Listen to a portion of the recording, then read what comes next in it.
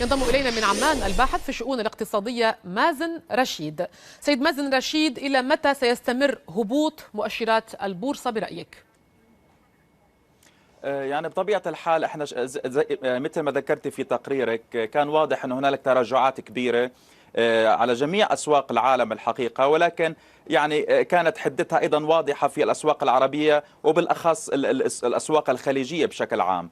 طبعا حدة هذه التراجعات لا يمكن التنبؤ بها حتى تتضح الأمور فيما يخص طبعا الأمور الجيوسياسية في المنطقة، يعني فيما يخص عملية تحديد الضربة العسكرية في سوريا إن حدثت، ولكن تبدو أن الأنباء تتجه إلى هذا الاتجاه وحدوث ضربة عسكرية. وبالتالي نتذكر احنا عادة يعني في امور شبيهة في مثل هذه الامور بشكل عام، عندما كانت الحرب العراقية والتدخل الاجنبي الحقيقة في العراق عام 2003 كانت هنالك توترات شبيهة بنفس التوترات اللي بتمر فيها الاسواق العربية والعالمية، وكان هنالك تراجعات كبيرة. ولكن ما ان بدأت الحرب الحقيقة بدأت الاسواق العالمية والعربية بشكل عام يطرأ عليها تحسن تدريجي، لكن عملية عدم وضوح الرؤية الحقيقة هي اللي بتكون لها عامل كبير في حركة الأسواق بشكل عام. وبالتالي طول ما هي هذه الأمور غير واضحة الحقيقة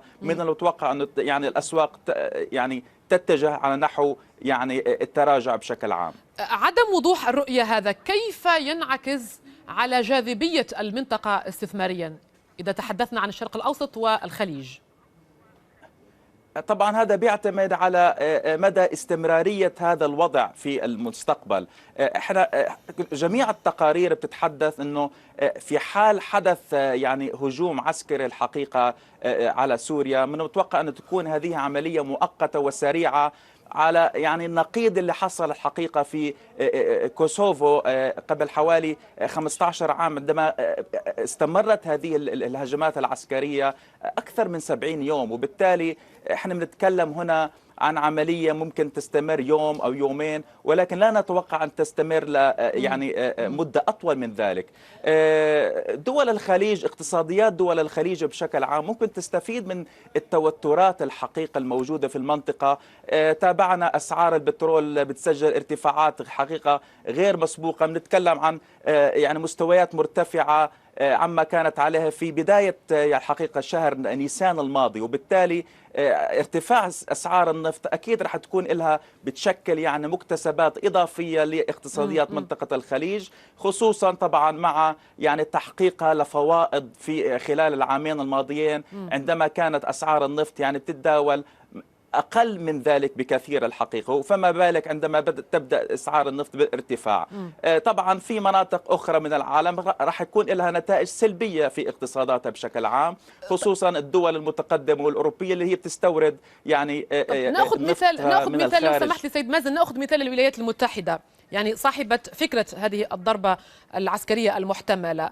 إدارة أوباما المنهكة بسبب الأزمات، بسبب يعني أزمات اقتصادها المتعثر، هل هي قادرة على تحمل تبعات هذه الضربة العسكرية المحتملة؟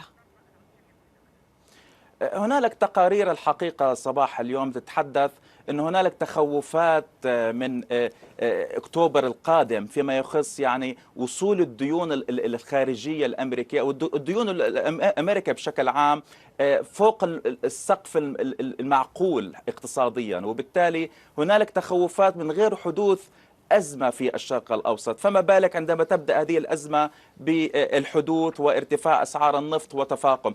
هنالك أيضا بيانات ضعيفة الحقيقة ظهرت مطلع الأسبوع الحالي فيما يخص طبعا السلع المعمرة الأمريكية التي ظهرت ضعيفة الحقيقة، ناهيك طبعا عن بيانات منذ متوقع أن تظهر حقيقة بداية الأسبوع المقبل المتوقع تكون أيضا ضعيفة. وبالتالي الاقتصاد الأمريكي كما ذكرت في سؤالك يمر بمرحلة صعبة كما هو الحال يعني بشكل عام في مناطق معينة في أوروبا. ومع ذلك يعني سجلت الأسواق الأمريكية ارتفاعات جيدة خلال الفترة الماضية، لكن مع بداية يعني السيناريو اللي بنتحدث عنه، السيناريو العسكري، الخطط المتوقع أنه تبدأ في يعني الحدوث في منطقة الشرق الأوسط، كل هذا أكيد لا يكون له دور سلبي الحقيقة في الأسواق المنطقة، ناهيك عن الاقتصاد الأمريكي بشكل عام. الذهب والنفط ارتفعا، ما مؤشرات ذلك؟ يعني ارتفعا في خطوة عكسية، وهذا الغريب سيد مازن. الحقيقة هو كان متوقع أن يكون هنالك ارتفاع على أسعار الذهب والنفط، لأنه عادة عندما تكون هنالك توترات سياسية أسعار الذهب يعتبر، أو يعني معدن الذهب الحقيقة يعتبر هو الملاذ الآمن للاستثمار. ونفس الشيء فيما يخص طبعا أسعار البترول، مش من ناحية أنه الملاذ الآمن للاستثمار، ولكن احنا بنعرف أنه منطقة الشرق الأوسط يعني ثلث إنتاج النفط العالمي هو موجود أو يتم إنتاجه من منطقة الشرق الأوسط، ناهيك طبعا عن المخزون الاستراتيجي الموجود في منطقة الشرق الأوسط.